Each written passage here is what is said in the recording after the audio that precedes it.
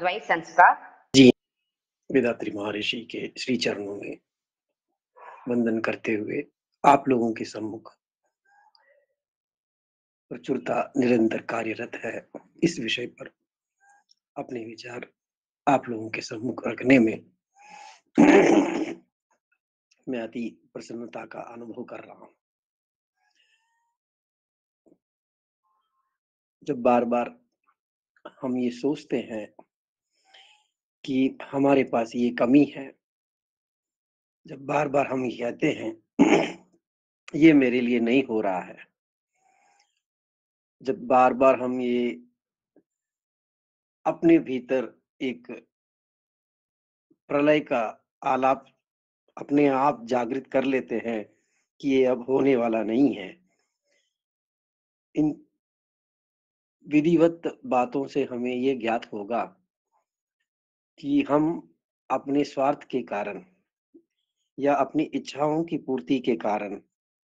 अपने आप को किसी समस्या में हम डाल रहे हैं। जैसे समय, काल और परिणाम के स्वरूप हमें किसी भी चीज का फल प्राप्त होता है। इसी प्रकार किसी भी बात में हमें यदि सफलता प्राप्त करनी हो तो समय के आधार पर, अपने कर्म के आधार पर और अपनी इच्छाओं को काबू में रखते हुए निरंतर अगर कार्य करते रहेंगे तो हमें अवश्य दैविक शक्ति सफलता की ओर ले जाएगी। आप ये सोच सकते हैं कि इसमें हमारे योगी वेदात्री महर्षि जी का किस प्रकार योगदान है, तो हम ये जान सकते हैं कि स्वामी जी ने मनुष्य जीवन को सबसे श्रेष्ठ माना है। ब्रह्मांड के इस लीला में मनुष्य को भगवान के समान माना गया है। उसका तात्पर्य यह है कि भले ही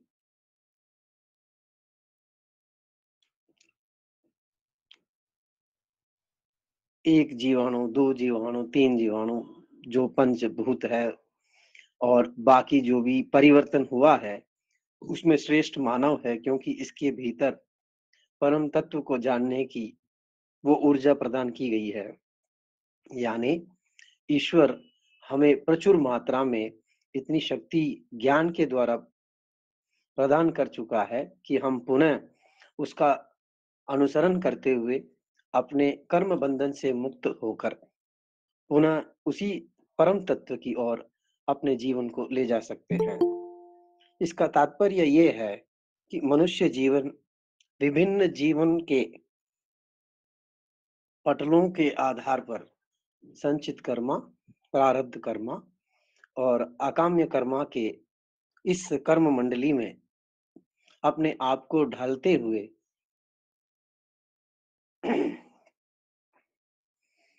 आगे अग्रसर होता रहता है। प्रचुर मात्रा का तात्पर्य ये भी है कि जो पंच तत्व हैं हमारे शरीर में भी हैं, जो भौतिक रूप में है विद्यमान है, लेकिन ये बाहर भी इसी प्रकार प्रकृति के रूप में पूरे ब्रह्मांड में स्थित हैं। जिस प्रकार अपने शरीर के गठन में प्रक्रियाएं अपने आप चलती है, अंडकोश से लेकर एक नव शिशु के जन्म तक, और उसके बाद वो जिस प्रकार अपने जीवन को आगे बढ़ाता है और बढ़ता रहता है, और उसके साथ में जो भी विचारधाराएं परिवार में हो या जो संबंध है उनसे हो, उसके आधार पर अपने ज्ञान के आधार पर विशेषकर आगे बढ़ता रहता है। क्योंकि हम इंद्रियों के वश के आधार पर जीवकांत शक्ति को निरंतर खोते रहते हैं, उसको अपने जीवन के विकास के लिए, जीवन में उस परम तत्व के ज्ञान को पाने के लिए ही वेदात्री महर्षि ने हम लोगों को एक आधारित एवं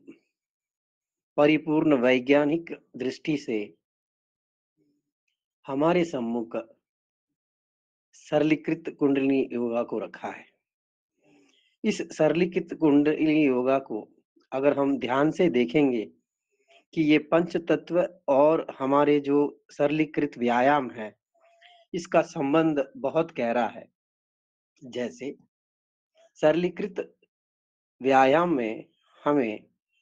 शरीर को मजबूत करने के लिए और प्रचुर मात्रा में उपलब्ध उस परम तत्व की शक्ति को अपने भीतर समाहित करते हुए दृढ़ता के साथ निरोगी रखने का एक संकल्प स्वामी जी ने लिया है। इसका मुख्य कारण हम ये जान सकते हैं कि यदि हमारा शरीर विभिन्न रासायनिक तत्वों से बना हुआ है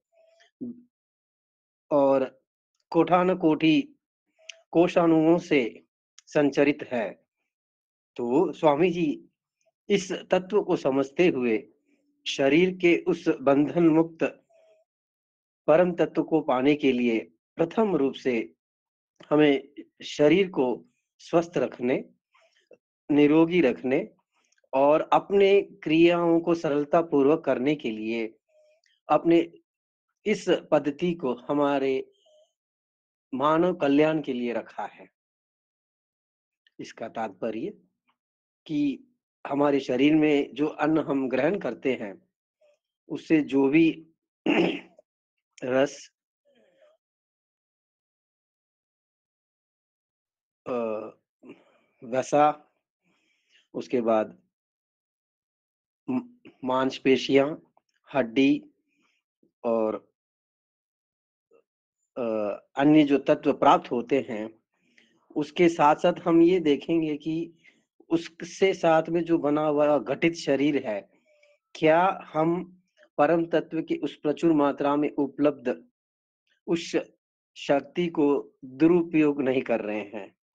जैसे यदि पौष्टिक आहार हम लेंगे, तो हमारा शरीर स्वस्थ रहेगा, सरल रहेगा, विचारों में सरलता रहेगी, सौम्य और करुणा के विचार हमारे भीतर समाहित होंगे। लेकिन यदि ये हम अन्न में भी एक विपरीत मांसाहारी और जो भी अनावश्यक भोजन है, जो प्रकृति के विरुद्ध है, शरीर के विरुद्ध है, उसे लेंगे तो हमारे भीतर नकारात्मक शक्तियां जागृत होगी, क्रोधावेश अधिक होगा। तो इन तत्वों को सरल रूप से समझाने के लिए स्वामी जी द्वारा प्रदत्त सरलीकृत कुंडलिनी योगा में प्रथम चरण में हम स्वामी जी के इन तत्वों को समझने की कोशिश करें कि यदि हमारा शरीर स्वस्थ होगा, जो प्रचुर मात्रा में उपलब्ध रक्त संचार हमारे भीतर हमेशा संचरित होता रहता है, उष्ण संचार जो हमेशा हमारा साथ देता रहता है, वायु संचार भीतर और पूरे ब्रह्मांड में व्याप्त है, इसका हमारे साथ जो तालमेल है, जो तन्मय एकाग्रता है, उसको समझना हमारे लिए अति आवश्यक है। यदि इसके साथ-साथ जीवकान शक्ति और प्राण शक्ति, ये पाँचों का संचरण अरे पूरे शरीर में सही रूप से संचरित होगा, तभी एक स्वस्थ निरोग शरीर हम प्राप्त कर पाएँगे। अगर उस प्रकार का यदि हम कार्य कर लें, तो प्रचुर मात्रा में हमारे भीतर से एक ऊर्जा जागृत होगी, जो निरंतर हमें अधिक से अधिक कार्य करने, आलस्य से दूर और निरंतर एक सकारात्मक विचार हम लोगों के भीतर जागृत करेगी। यदि इसकी पद्धति में कहीं पर भी कुछ भी समस्या हो, तो हम ये समझ सकते हैं कि हमारे भीतर कुछ कमियां हैं, तो उसको कैसे निराकरण किया जाए, उसको कैसे दूर किया जाए, इसी पर हमें विचार करना है। उस परम तत्व की प्राप्ति के लिए छोटे से शब्द में मोक्ष भी हो लेकिन उसको पाने के लिए स्वामी जी ने एक सटीक सरल कुंडली योगा के साथ हमें ध्यान दिया है। ध्यान भी ऐसा कि कोई भी व्यक्ति जो वयस्क है आराम से उस ध्यान को कर सकता है। जो पद्धति के अनुसार आज्ञा चक्र का ध्यान हो, तुरिया का ध्यान हो, तुरियातीतम का ध्यान हो, पंचभूत का ध्यान हो, पंच इंद्रियों का ध्यान हो और नवग्रह का ध्यान हो। इससे हम ये समझ सकते हैं कि सृष्टि में व्याप्त उन सभी शक्तियां जो हमारे सहायक हैं उसको बिना किसी परेशानी से समझने और अपने भीतर उसको समाहित रखने की जो कला है वो हमारे सम्मुख स्वामी जी ने रखा है। ये कहना आसान है कि हम आराम से उस मोक्ष को पा लेंगे, लेकिन हमारे भीतर छिपी जो संचित कर्मा के पर्दे हैं जो अकाम्य कर्मा की ओर ले जाएंगे, उसके बीच में जो प्रारब्ध कर्मा है, क्या हम अपने विचारों से, क्या हम अपने कर्मों से, कार्यों से हम वास्तव में किसी नकारात्मक विचार को जन्म नहीं दे रहे हैं। भले ही आप लोग इससे सहमत होंगे कि जैसे ही लड़का या लड़की वयस्क होते हैं उनके भीतर शारीरिक परिवर्तन तो होता है, लेकिन क्या हम अपने बच्चों को उस शक्ति के बारे में समझाते हुए उसका सही अनुसरण एवं इन पद्धतियों को यदि हम अपने बच्चों को सिखा दें तो आने वाली पीढ़ी अपने आप को सक्षम मानेगी और जो भी चीजें अभी आज समाज में व्याप्त हैं वो उनको छू नहीं पाएगी। जैसे बहुत सी समस्याएं ईर्ष्या की वजह से हो रही है, जलन की वजह से हो रही है ना, परिवार में दुख भी है। तो इन चीजों को हमें ध्यान में रखते हुए स्वामी जी द्वारा प्रदत्त सरलीकृत इस कुंडलिनी योगा में उस परम तत्व के प्रचुर मात्रा में उपलब्ध उस ज्ञान को समझने की आवश्यकता है। साथ साथ में स्वामी जी ने जहां कहीं भी समस्या हो उसके हल के लिए हमें पद्धतियां दी है। जैसे अपने विचारों का उन्मूलन करने के लिए हमें निरंतर उस पर शोध करते रहना चाहिए। उन विचारों से एक एक करके मुक्ति पाने के लिए एक नियमित रूप से अपनी एक पांडुलिपि में लिख कर रखना चाहिए और उसका बार बार अनुसरण करते हुए जो भी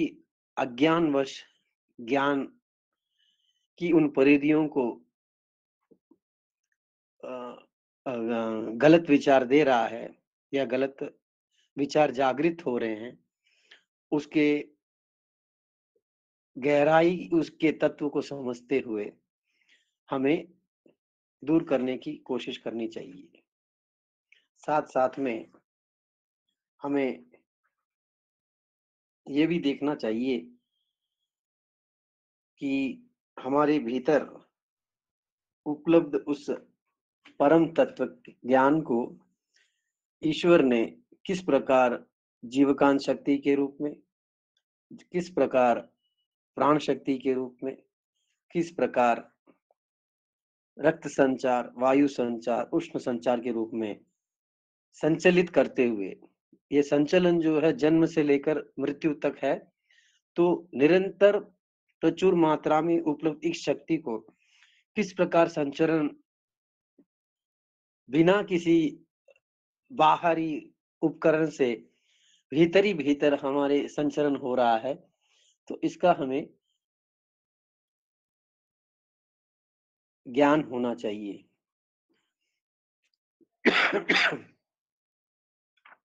ये हम जानेंगे कि इसके भीतर जो भी नकारात्मक शक्तियां हैं जो जागृत होती है, वो चाहे किसी भी ऐन्द्रिक वश हो, पंच इंद्रियों से जुड़ा हो, उससे उठकर हमें कार्य करने की आवश्यकता है। जीवन में सबसे श्रेष्ठ गुण जो है मोक्ष पाने का है, उस परम तत्व को समझने का है। तो मन हमेशा सरल और सौम्य रूप में रखें, क्योंकि मानव जीवन में जितनी भी उथल-पुथल हो रही है, भले ही वो हम अपने कर्मों के आधार पर ना किए हों, लेकिन जो ब्रह्मांड लीला के आधार पर जो प्रारब्ध है, उसके साथ-साथ धीरे-धीरे हमारे सत्कर्मों के कारण, सत् विचारों के कारण उसमें परिवर्तन किया जा सकता है। तो बाहरी जो भी चीज़ें हमें दिखाई देती है, उससे उठकर हमें भीतर की ओर चलना चाहिए। इसका तात्पर्य ये है कि अंतर ध्यान के द्वारा हम बहुत सी चीज़ों को प्राप्त कर सकते हैं। तो अंतर ध्यान में जब हम चलते हैं, तो प्रचुर मात्रा में हमें जो परम तत्व ज्ञान द्वारा प्रदत्त विभिन्न चीज़ें हैं, हमारे सम्मुख अपने आप सरलतापूर्वक उसके जो रिजल्ट्स हैं, हमारे सामने आने लगेंगे। तो हम ये कहना चाहेंगे कि हमारे भीतर जो भी तत्व हैं, जैसे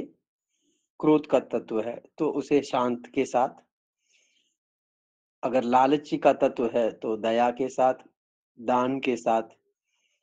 और सहवास के ऐसे विचार हों, तो उसको शांति के साथ, हमारे भीतर जो भी एक भय उत्पन्न हो रहा हो या अत्यधिक श्रेष्ठता का गुण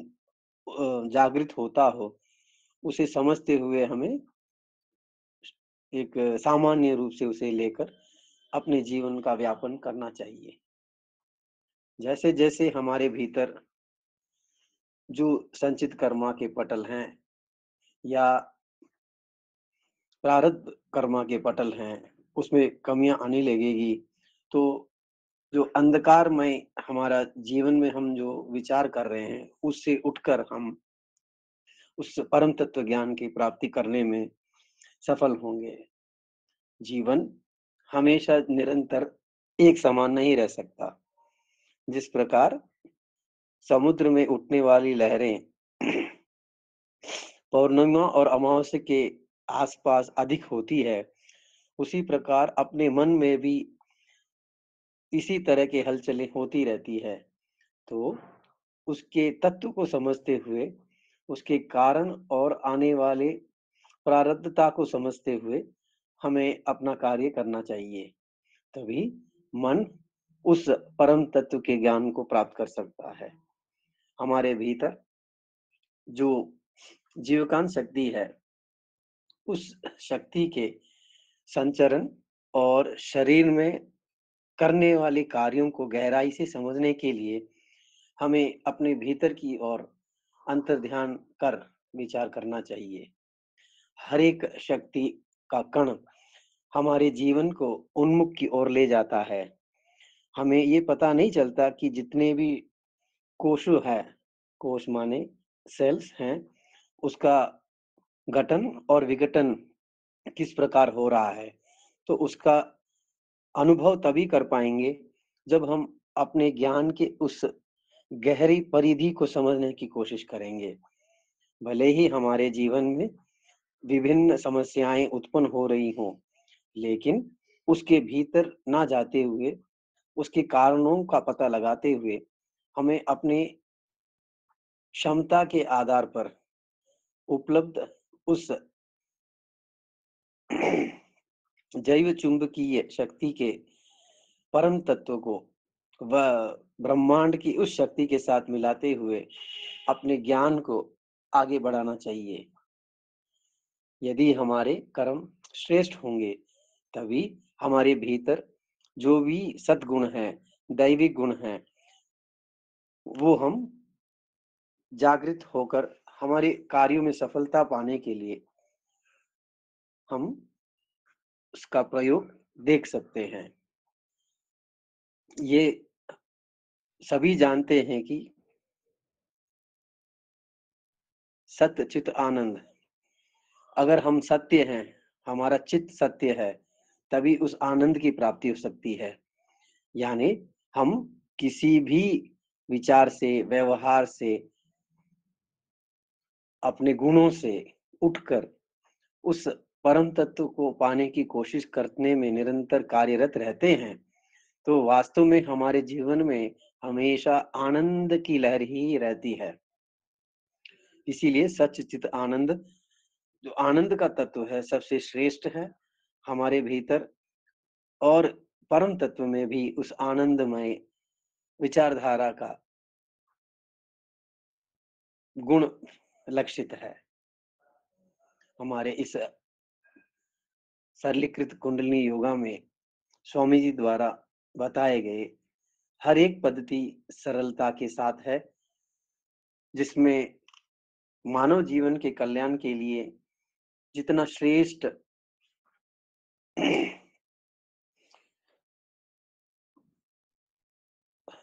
और